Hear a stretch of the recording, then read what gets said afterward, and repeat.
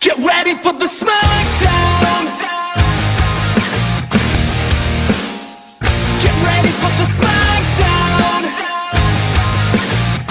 How you gonna react when you're put in the back now?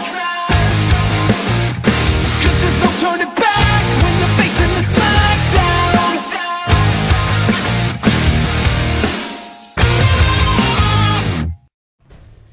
So back again, guys, with the next fight. This is fight number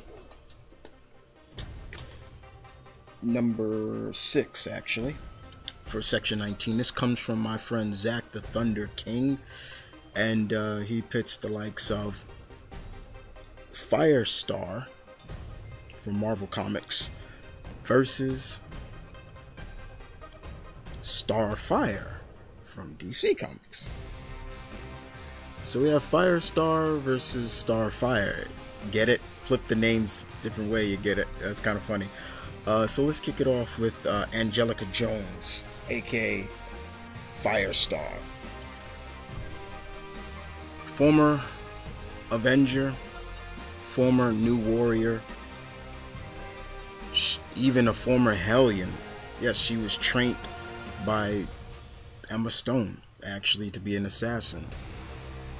Which helped her control her powers perfectly, in a sense. But now she is with the X-Men now. She's back with the X-Men. We all should probably know Firestar. She is known as one of the few heroines in comics to have have breast cancer, survive it.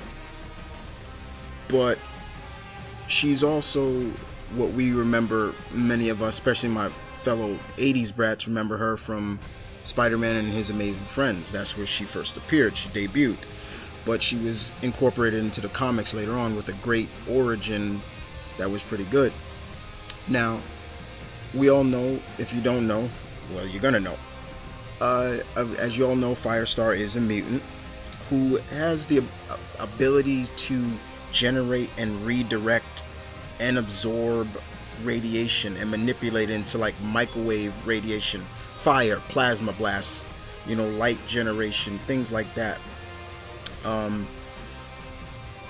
And she can do stuff like that. That's pretty much the basis. It's not really fire she's shooting out.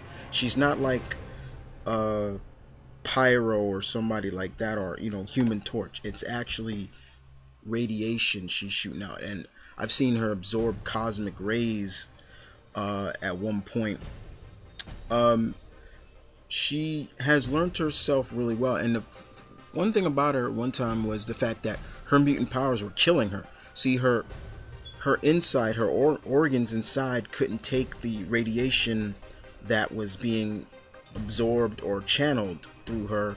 So Hank Pym, when she was a part of the Avengers, created a suit that would be able to extract that extra energy to keep her organs safe. But now that's been cured. Now her body is able to keep up with her powers now. But she's a great character. I love her. Good stuff. So we move on to Angelica's combatant in this, and we move to the DC Comics, and we're talking about the princess herself of the Tamaranian race, Starfire. I don't care what anybody says, or whatever anybody says and things like that. She was and always will be a former Teen Titan. I don't care what the 52 says, she is still a former Teen Titan. Now, in terms of a lot about Starfire, you all should know she's an alien. She's Tamaranian, and with that, she has superhuman strength, with which she pretty much was far stronger than people like Donna Troy and many other people that she was when she worked with the Titans. When she gets really angered, Starfire can go into this berserk state, and pretty much Her strength increases. She is invulnerable and immune to any form of damage. She can communicate, but she has to learn your language. She has to physically make contact with you. So we've seen her in times when she first met the Titan, she had to kiss Dick Grayson to learn how to speak English and things like that. Of course, you know, she has her powerful blasts, her star bolts as she calls it. She's able to fly, just like Firestar, and she's a great combatant as well. So she is pretty extraordinary indeed. And I have a good friend who loves her to death. I love Starfire too, but I don't think I love her as much as he does. But yeah, that's pretty much enough about Starfire. So what would happen if these two ladies came together and battled, in a sense? Whether it's an air battle or whatever, you know, an aerial battle or so. So you got mutant versus alien. Now, first and foremost, I feel that this fight would be in the sense of like a misunderstanding, you know, mistaken identity, you know, the typical hero model. I don't know you, you don't know me, so let's fight. But with Starfire throwing her star bolts out and Firestar using her radiation plasma blast, it makes you wonder which person can take the most. Who's a better maneuver, better training, things like that. Both of these ladies have had fine training and have mastered their abilities. Strength wise, yeah, Starfire has the advantage in that. And there are some other abilities I would say Starfire has the ability, but I'm not saying that Firestar is no slouch. I've seen her go all out, and it's scary to see her go all out.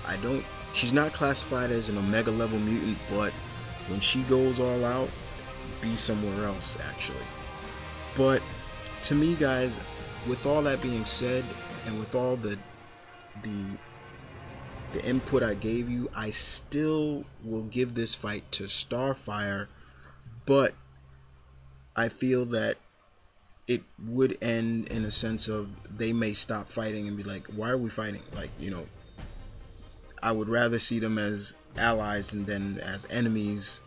So it would probably come to a halt in a sense, like, you're not my enemy, nor am I, so why don't we stop this? But still, if it was going all out, yeah, I'd give it to Starfire, indeed. Not as much as I love Firestar, but I have to give it to Starfire. But what about you guys? Firestar or Starfire? And I hope you guys enjoyed this. Show some love and respect to ZackTheThunderKing, ZTK. That's my nickname for him now. I will be back later on. I should say you'll see the next fight Sunday, I should say. And we have a few fights. Fight number 7. For the first time ever, I bring a character from the anime manga Freeze. Satellite L. Bridget versus Wonder Woman. We have fight number 8. We have Mr. Terrific versus the Taskmaster. We have number 9, Static versus Living Laser. And fight number 10, we have Samus versus the Predator. I will see you guys then. Take care. As always, you know the slogan, battle on.